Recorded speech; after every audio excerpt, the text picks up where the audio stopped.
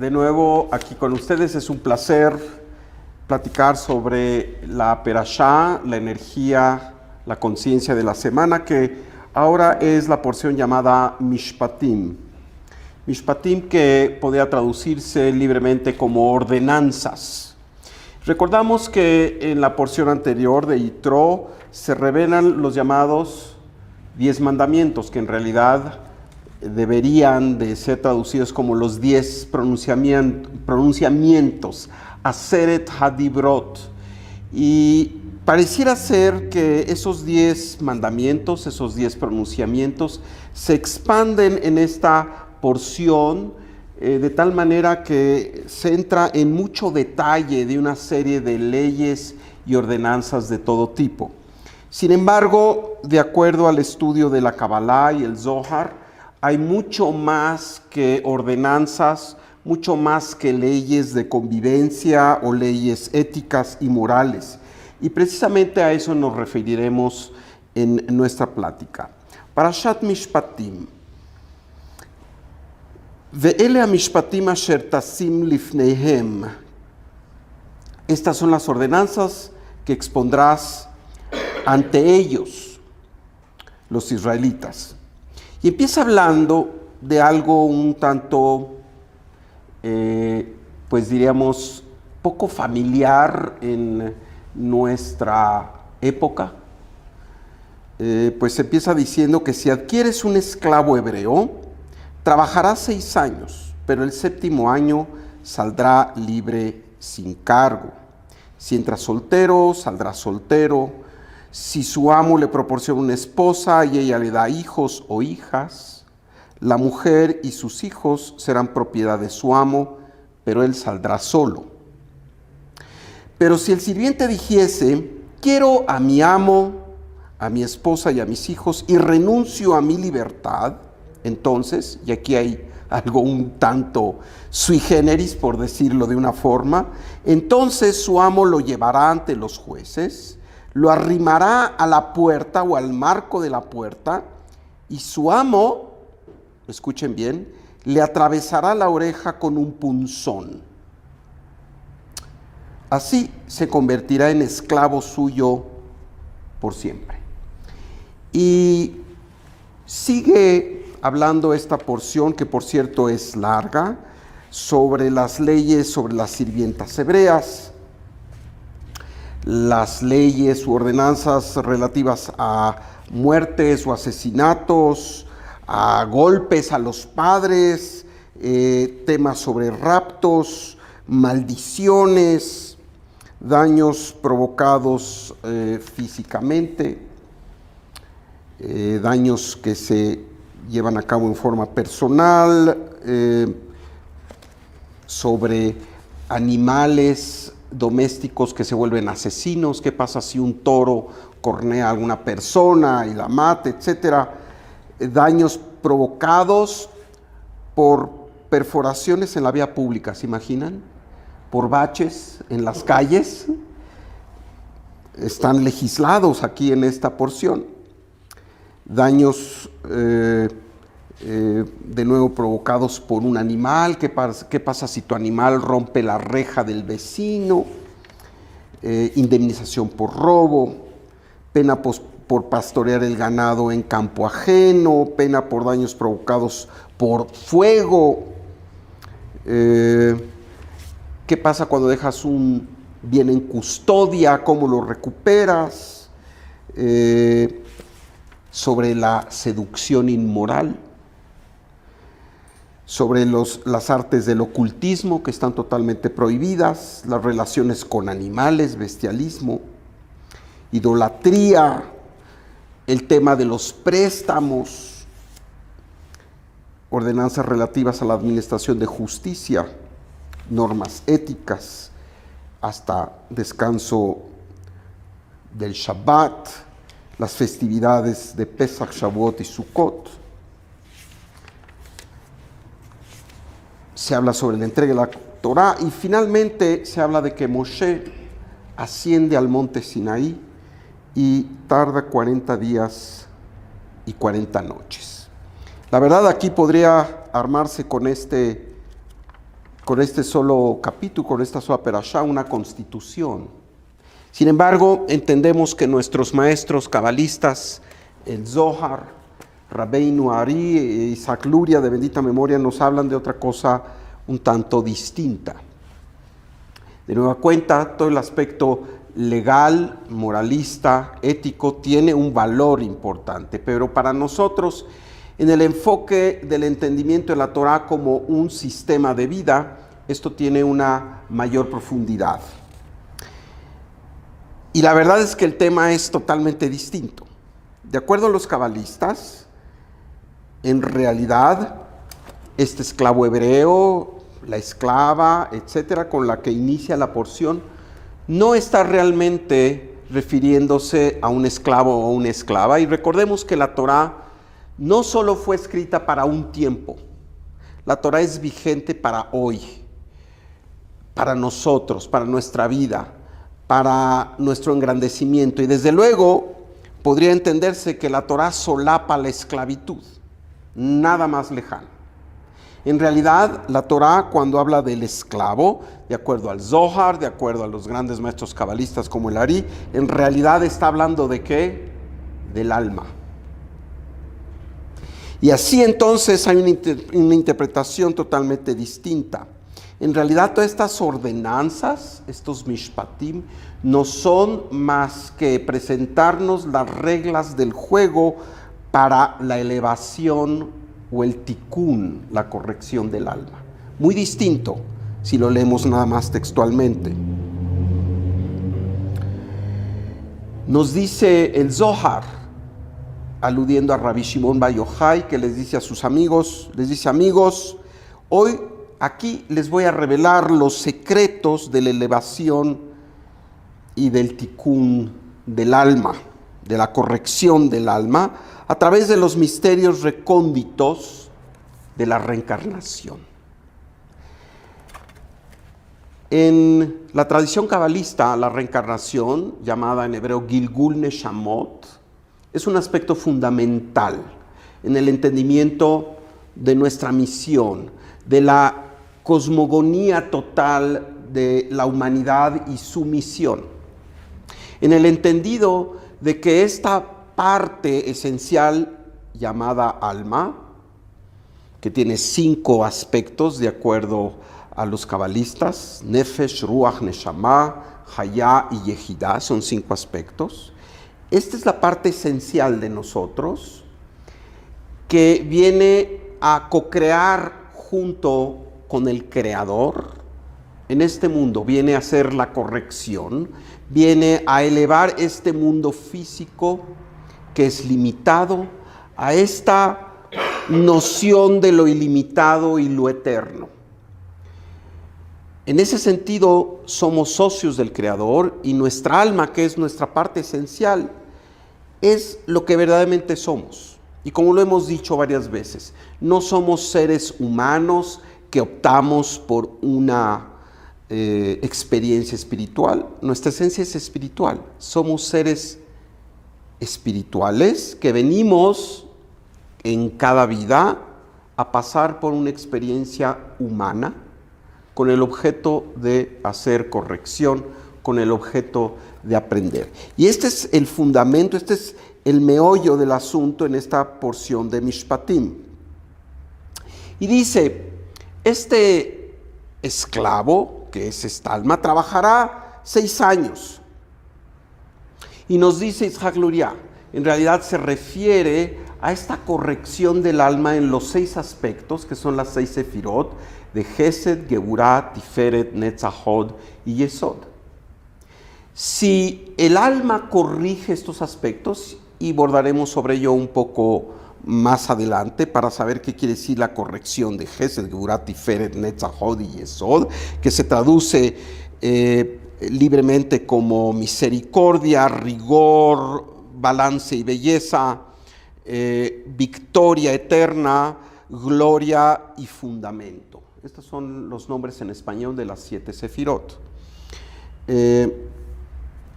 Y se dice que cuando un alma ha corregido estos 6 aspectos, el 7º aspecto, que es el gran Shabbat, 7 también está relacionado con el séptimo día, que es Shabbat. Y Shabbat ya no hay restricciones, en Shabbat ya no hay corrección per se. Shabbat ya es la liberación, dice. Y entonces quien hace el trabajo de corrección a lo largo de sus vidas, llega ese momento en donde se libera totalmente. Donde ya no necesita estar pasando por pruebas, ya no tiene que estar pasando por desafíos. Terminó su corrección. Bendito aquel que termina su corrección. La gran mayoría de nosotros estamos en el camino de nuestra corrección.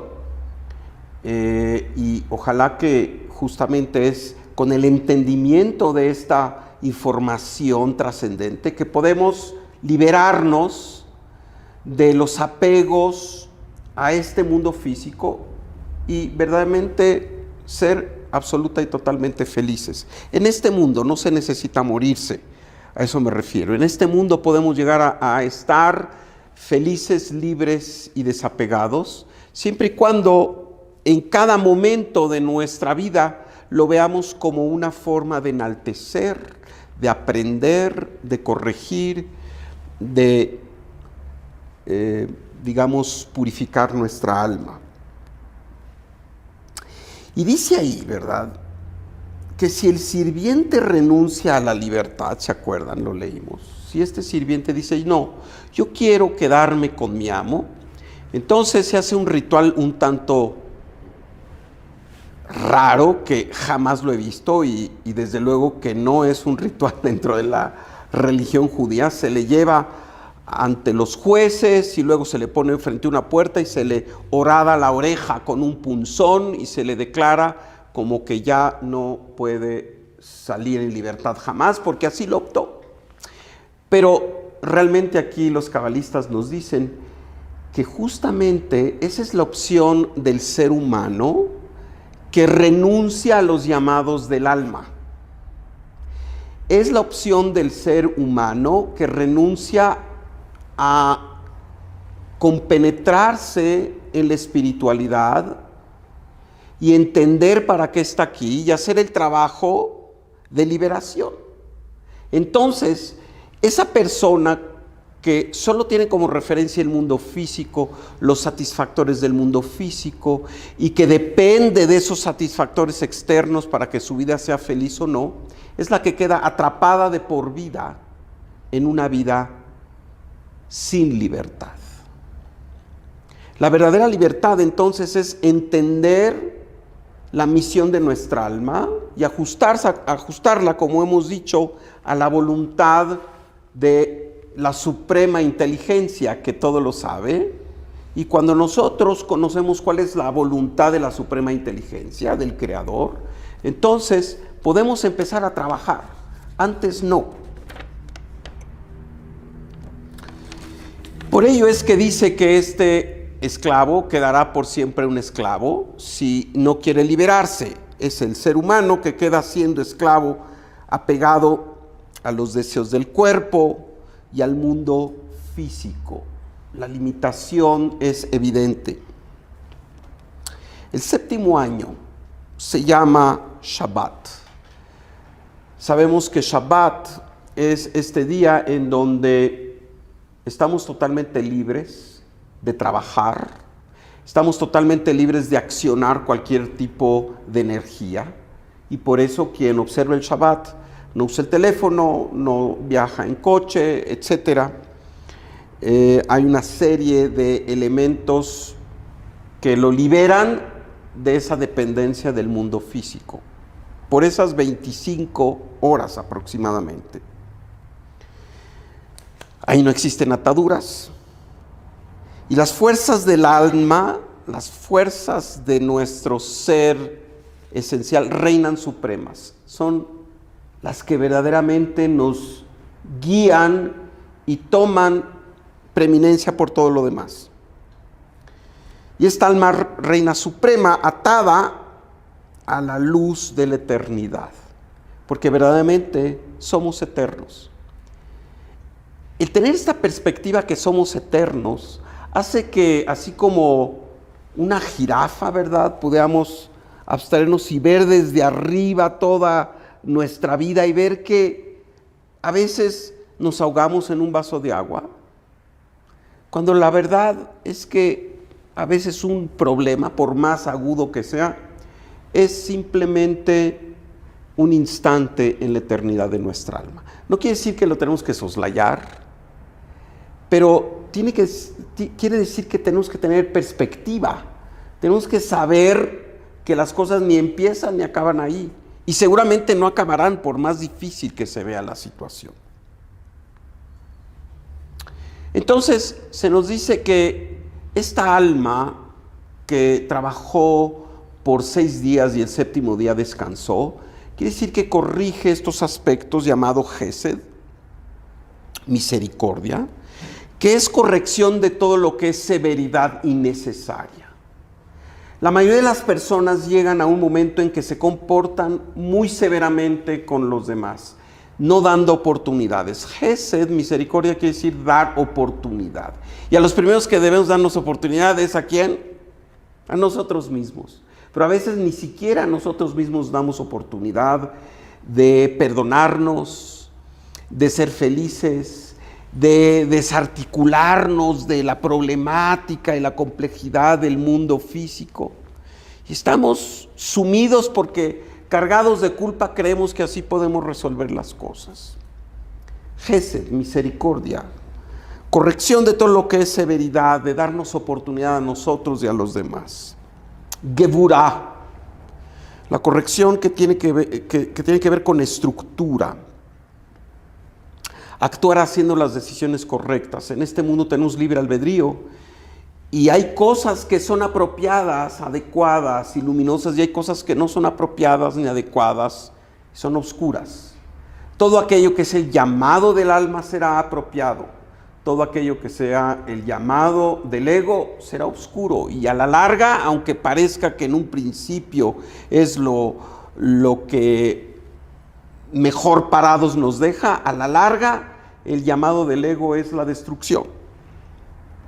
Así que entender que no todo es permitido es el aspecto de Gevurah, el hacerle frente a nuestros efluvios a veces irracionales, a nuestro enojo, a nuestra sensación de víctimas, a nuestra tristeza, a nuestra depresión, al antagonizar a los demás. Si tú estás bien, yo tengo que estar mal. Haz Shalom, no es así. El tercer aspecto es Tiferet. Tiferet, que quiere decir belleza y que tiene que ver con la armonía y el balance, el justo medio, el dar y el recibir. No venimos solo aquí a recibir, ni venimos nada más a dar, venimos a dar y recibir. Y este aspecto nos posiciona en el punto medio. El cuarto aspecto es Netzach, que es la perseverancia y la continuidad. En el camino no podemos derrotarnos, no podemos decir ya me cansé y ya no sigo. No podemos deprimirnos, no podemos tirar el arpa, como decimos. Esta es la corrección muchas veces. Y en otras vidas quizá no hemos logrado terminar algún tema porque nos dimos por vencidos, porque el desafío fue demasiado grande.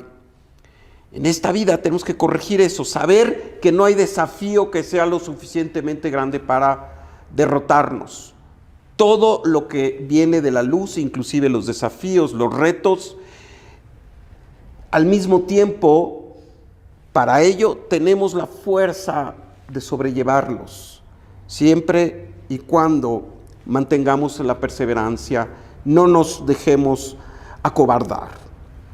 Hod es la perspectiva, la certeza, la consistencia, la congruencia. Hod es tener esta perspectiva de que no todo en este mundo físico es perfecto por la razón de aprendizaje.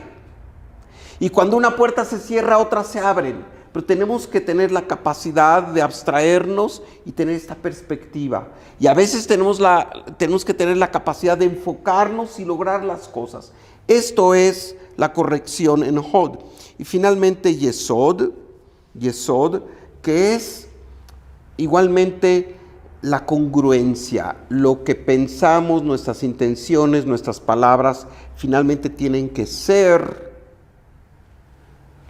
manifestadas con hechos que sean congruentes. No podemos pensar una cosa y decir otra y actuar en otra forma. Yesod, la corrección en Yesod es esta congruencia, y también es el dominio de nuestros efluvios y de nuestros deseos corporales. Y los deseos corporales no solo son los deseos físicos, orgánicos o sexuales. Los deseos corporales también son el deseo de acabar con el prójimo, el deseo de ser negligente, de ser flojo, de no hacer las cosas, de no ganarnos lo que está allí, que el Creador quiere darnos. Así que si nosotros hemos trabajado, y saben, en cada vida tenemos que trabajar más o menos en estos aspectos, y tienen muchas avenidas, ¿verdad?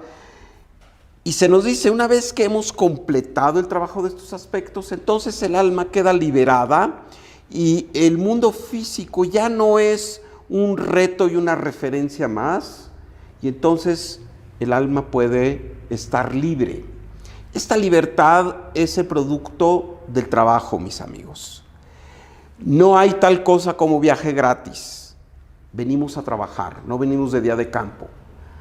En esta vida todos nosotros venimos a trabajar. Aun cuando fuiste un príncipe en otra vida, por alguna razón estás en esta, porque ese príncipe no logró terminar algunos aspectos. Mientras estamos en esta vida, estamos todo el tiempo trabajando para corregir nuestra alma. Malhut, el séptimo aspecto, el Shabbat también, Shabbat y Malhut corresponden, es la liberación del proceso de abandonar nuestra necedad, nuestra obstinación y nuestros apegos. En pocas palabras, el que no desea liberarse continuamente, el que continuamente de repente cae en estas preocupaciones, en esta incapacidad de elevarse y ver con mayor perspectiva, el aspecto de mortificarse o de mortificar a los demás, cae en más y más ataduras, pues otorga al mundo físico externo el poder sobre su vida y se hace esclavo a ello. Y también entonces su felicidad depende de lo que pasa allá afuera. En lugar de inyectar nuestra energía de felicidad, de satisfacción, de agradecimiento a lo que pasa ahí, y cambiando las cosas. En realidad, no es aquello que está fuera lo que debe definirnos, si es que nosotros no lo queremos. Nosotros tenemos que dar permiso para ello. Queremos dar permiso si la gente anda hablando mal y nosotros nos sentimos mal porque la gente el qué dirán es muy importante y nos afecta. Es nuestra decisión. O nos afecta ponernos tristes por X o por Y, o no tolerar que algo ya se acabó y entonces abandonarse a la depresión, etc. Esa es una decisión. Como tan decisión es simplemente inyectar felicidad gratuita a todo lo que hacemos. De nosotros depende. La única forma de liberarse es dedicando un tiempo a la elevación espiritual. No hay de otra. En realidad, cada uno puede escoger a qué tipo de espiritualidad dedicarse. Desde luego aquí nosotros hemos abordado la Kabbalah, con el conocimiento y la aceptación de que habrá otras formas, ¿verdad? Para nosotros esta es la que ha operado con mayor eficiencia. Porque cuando nosotros nos hacemos esclavos de la vida, vivimos como efectos. Todo lo que pasa allá afuera tiene un impacto diario y nos mueve y nos entristece, nos abruma, nos llena de ansiedad y de miedo, ¿verdad? Esto es vivir como efecto, y es lo contrario al propósito del Creador al habernos creado, que nos creó infundiéndonos la capacidad de ser causa. Nosotros decidimos si queremos vivir como efectos. Si vivimos como efectos, solo como efectos, cuando hacemos caso nada más al mundo de los sentidos, no al mundo espiritual. El mundo de los sentidos, decía nuestro maestro de bendita memoria, es el 1%, por así decir, y el 99% es el mundo de las causas, es el mundo en donde no hay estas no hay esta pesadez, no hay estas limitaciones, ¿verdad? Ese es el 99%. Y vivir como efecto es nada más estar haciendo caso a las necesidades y mensajes de nuestro cuerpo y de nuestro cerebro lógico. Eso nos empequeñece, nos impide verdaderamente lograr lo que venimos a lograr. La corrección del alma y su elevación es el entendimiento de que todo lo que suceda en nuestra vida son mensajes para aprender. Lo bueno y lo malo, desde luego.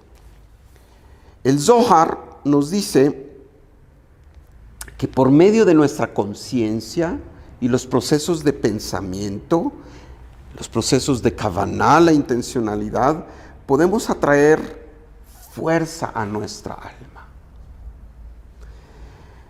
Pensamientos luminosos, intenciones luminosas, pensamientos de servicio y de amor al prójimo, pensamientos de agradecimiento, de gratitud,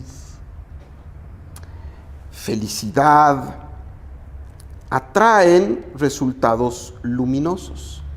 Y esto es parte de lo que llamamos el Yetzer HaTov, la inclinación del bien.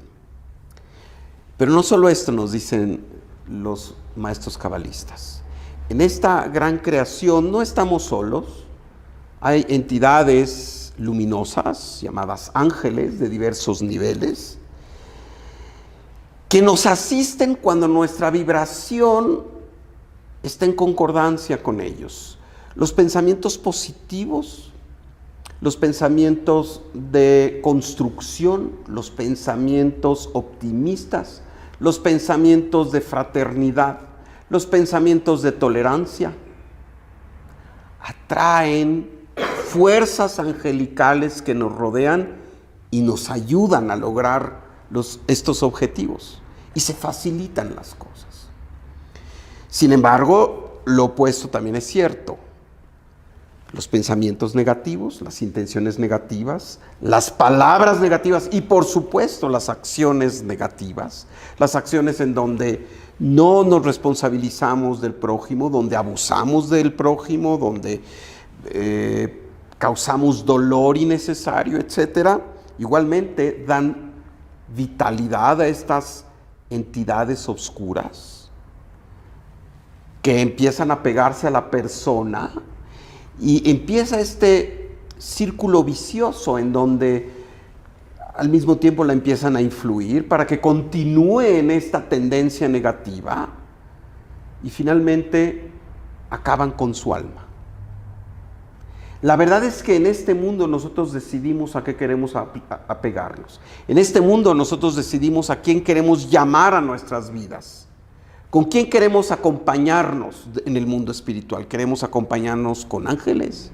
Dios no lo quiera, la persona quiere estar acompañada de entidades negativas, de demonios, que a la larga lo van a llevar al caos y a la muerte.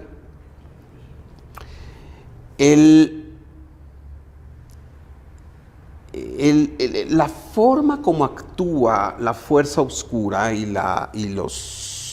las entidades del mal es que en un principio enamoran a la persona y a esta persona le va muy bien.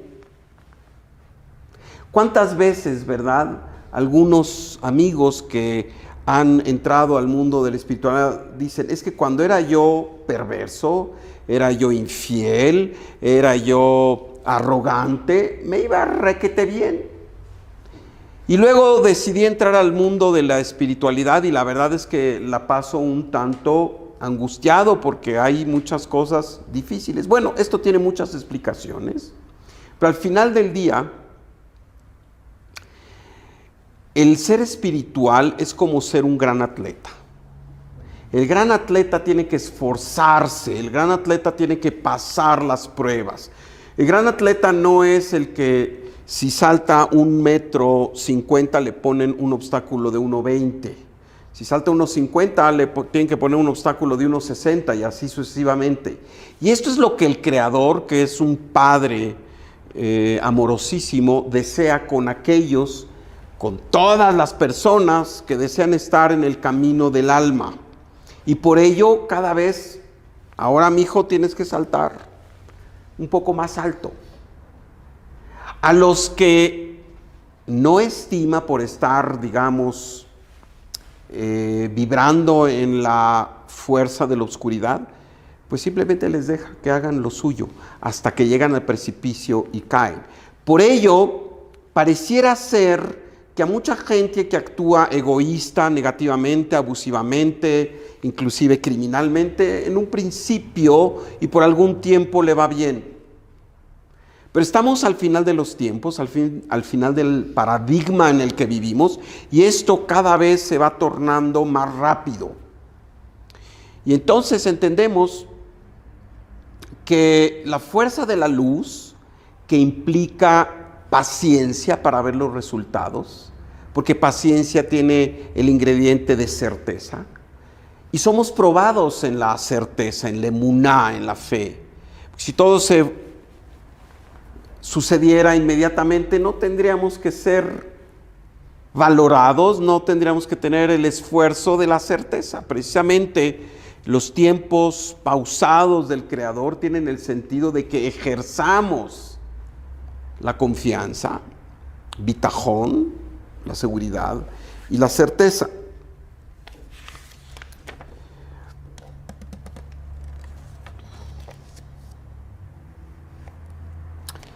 Mishpatim, ordenanzas, nos habla de que hay un orden cósmico, para la elevación de las almas, y si el alma es afín a este orden cósmico, entonces hará su corrección y llegará a la felicidad. Y de nueva cuenta, no quiere decir que tenemos que morirnos y pasar al próximo mundo. En este mundo podemos lograr esta felicidad. En cada momento el cosmos nos ofrece ser inmensamente felices. Si estamos viviendo en el momento y si estamos actuando de acuerdo a la vibración de nuestra alma, que es la vibración del Creador. En este capítulo extenso de la Torah, en esta perashá, se habla de alma por alma, ojo por ojo, diente por diente, mano por mano. Ain tajat ain, shen tajat shen, dice entre otras cosas en hebreo. Y esto no nos hace más que alusión al sistema de causa y efecto. La corrección del alma está inmersa en un proceso de causa y efecto. Aquel que desconoce que el actuar negativamente le traerá a él o a ella situaciones negativas, verdaderamente no tiene confianza en el Creador. Y precisamente estamos privados de ver la causa y el efecto inmediato, porque debe ser el mérito de confiar en este sistema sin realmente verlo en cada momento, que nos anime a actuar en forma luminosa. Y aquí hay un listado, como lo dice la Torah, de todo aquello que tendrá efectos negativos. El provocar la muerte de otra persona, el golpear, el lastimar, el raptar, el maldecir, el herir a otro, el abusar del débil, el robar, el ser descuidado, desinteresado, negligente, el seducir tramposamente, el comportarse tramposamente en transacciones y negocios, el conducirse injustamente, el esparcir rumores falsos de alguien, el actuar como un testigo falso y inculpar a alguien, el hablar mal.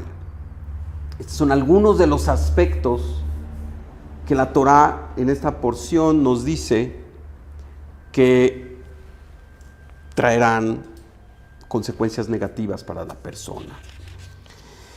Nada escapa al paradigma de causa y efecto. Y por ello a veces hay gente que dice Dios castiga. No, en realidad Dios no castiga, aunque se nos presenta como un Dios celoso. Sí, es un Dios celoso de que se cumpla el aspecto de causa y efecto. Ese sí, este sistema no es negociable.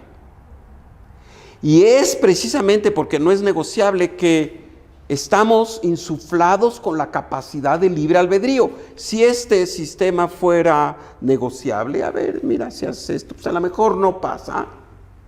Entonces no habría libre albedrío que valiera. Precisamente porque es con el mérito de nuestras opciones que llegamos más lejos, que Hashem, el Creador, es implacable en el respeto del sistema que conjuntamente establecimos de causa y efecto en este mundo.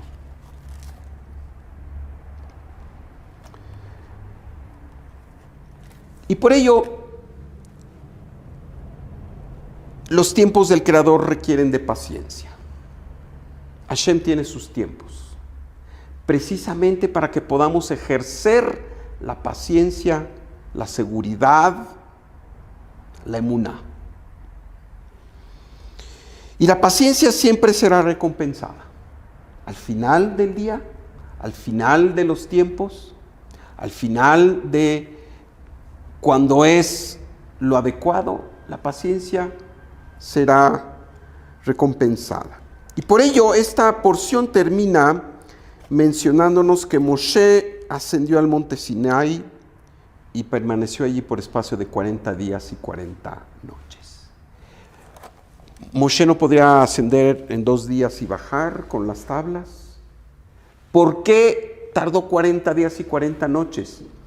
Y dentro de 3 capítulos se nos habla de que la gente se desesperó, y ya abordaremos el tema, y cayó en esta enorme desconexión por la falta de paciencia, llamado el pecado del becerro de oro, donde dijo, Moisés ya no está. ¿Dónde está la luz? ¿Dónde está Hashem? Por ello la paciencia y el saber que todo tiene un ritmo,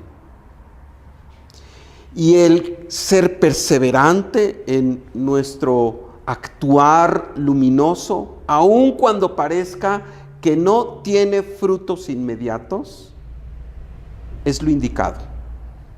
Precisamente esta porción nos dice que Hashem tiene sus tiempos, 40 días y 40 noches. ¿Qué es lo adecuado para cada uno de nosotros para que se den las cosas? El Creador es el que mide con perfección el tiempo que es adecuado. El tiempo que es adecuado que una persona tiene que permanecer incapacitada o enferma o sin recursos o en una situación abrumadora, siempre y cuando el entendimiento sea que no es un castigo, sino es para la elevación de esa alma, para la liberación de ese esclavo que está allí y que quiere liberarse, nuestra alma. Y me gustaría pasar a preguntas y comentarios, por favor.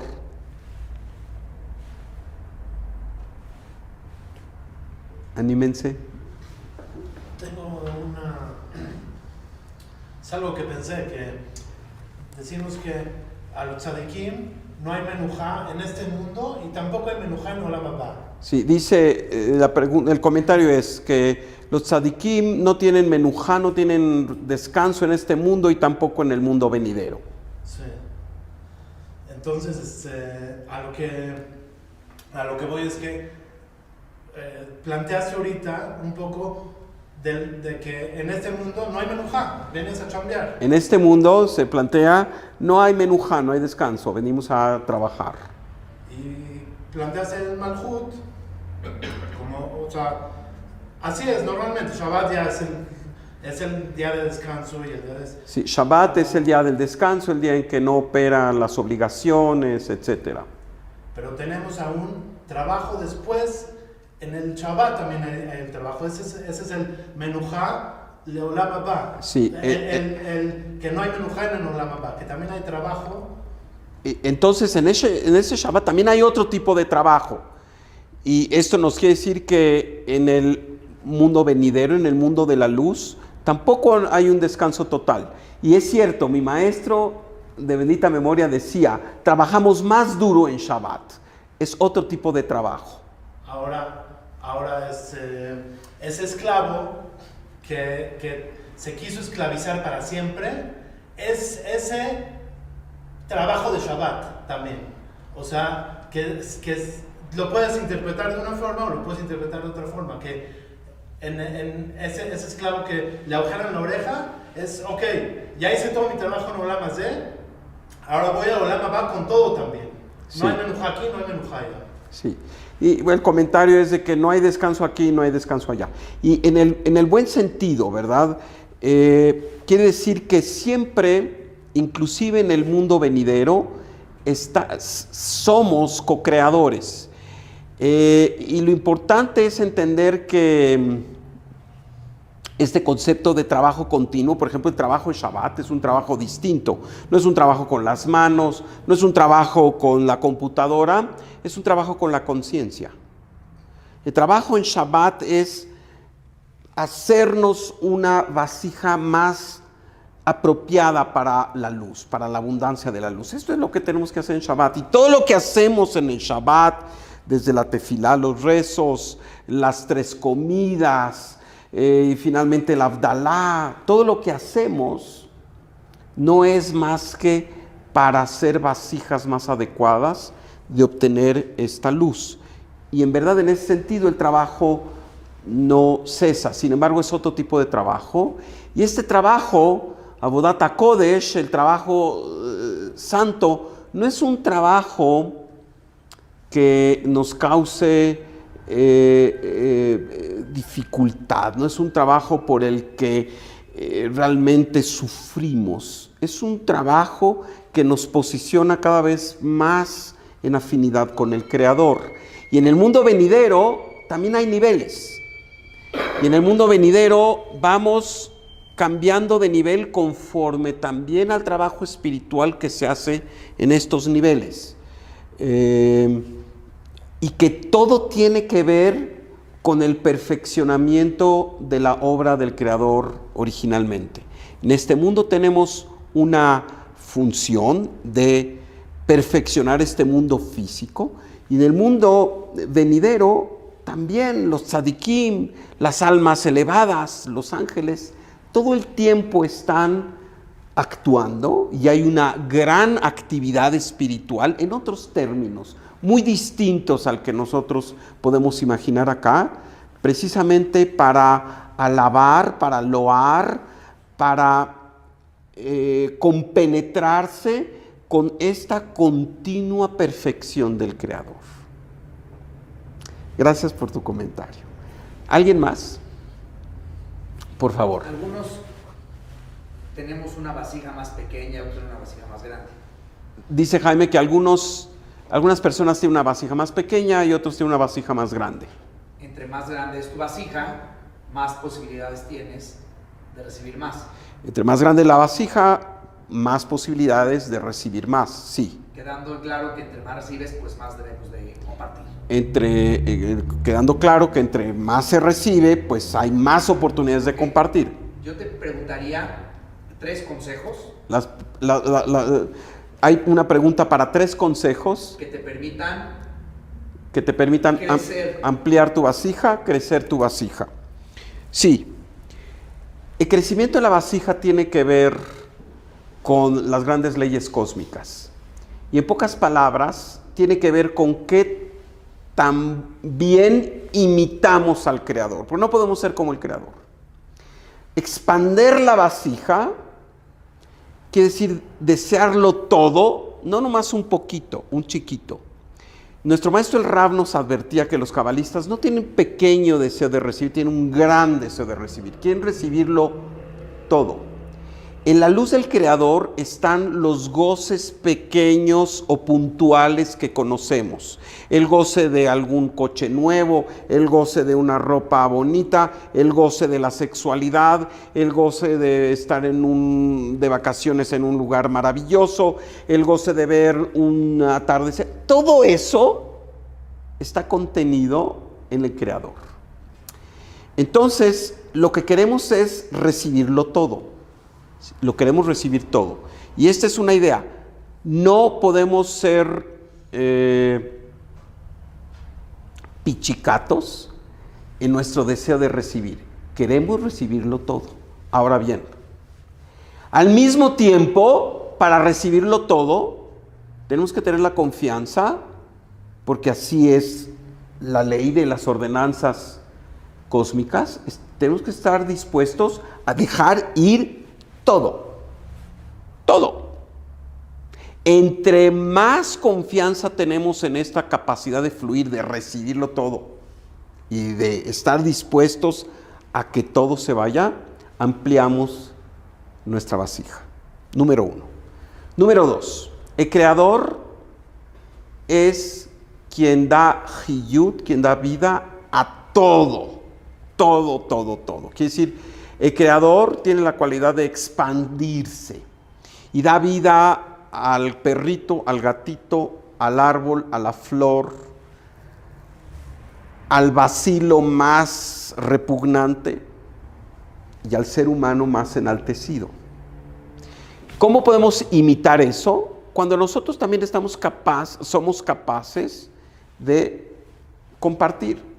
Compartir lo que el Creador nos acerca a nuestras vidas. Si la persona es rica en materia económica, tiene que ser dadivoso, tiene que ser dar una parte, ¿verdad? Se nos habla de entre el 10 y el 20%. Si la persona es rica en sabiduría, tiene que compartir esa sabiduría. Si la persona tiene aptitudes, ¿verdad?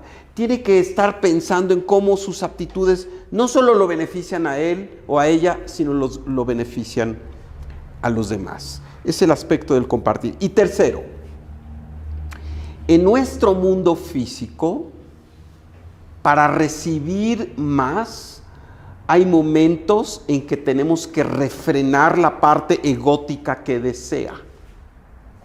Porque cuando dije que tenemos que desearlo todo, sí hay que desearlo todo, pero desearlo desde el alma, no desde el ego.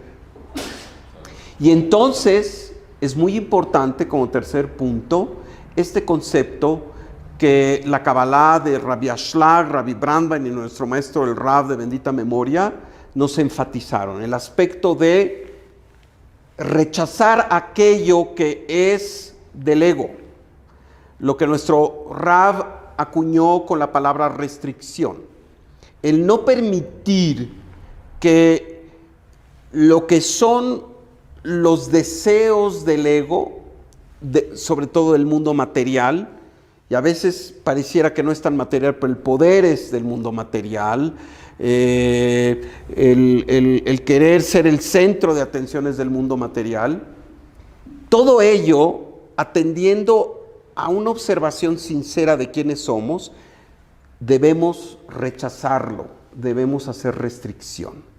Si nosotros cumplimos con estos tres aspectos, nuestra vasija siempre estará ampliadísima, siempre estaremos en una abundancia que va más allá de nuestra capacidad de siquiera medirla, pero para ello se necesita el entrenamiento de la vida espiritual. Y desde luego para ello también hay las meditaciones, no solo es lo que tú te propones a nivel, del conocimiento lógico.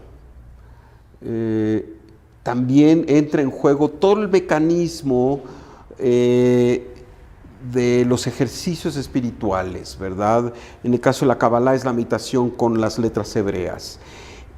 La tefila, los tefilín, Shabbat, mikve, todos estos aspectos ayudan a que tu vasija se reoriente para que pueda recibirlo todo y en forma apropiada.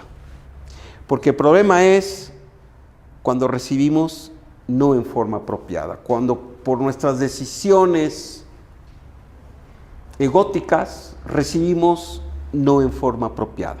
Porque el Creador lo que quiere es dárnoslo todo. Simplemente también espera que nuestras decisiones sean congruentes para que lo recibamos todo en forma adecuada, o como se dice en el idioma de la Kabbalah, de la tradición, que todo se ha recibido desde el punto de vista del sistema Marechet HaKedushah, del sistema de la santidad, que el sistema de la santidad es la afinidad con el Creador, versus Marechet HaTumah, el sistema de la impureza, que es el ego. Eso es todo. Y con esto terminamos. Muchas gracias, nos vemos la próxima.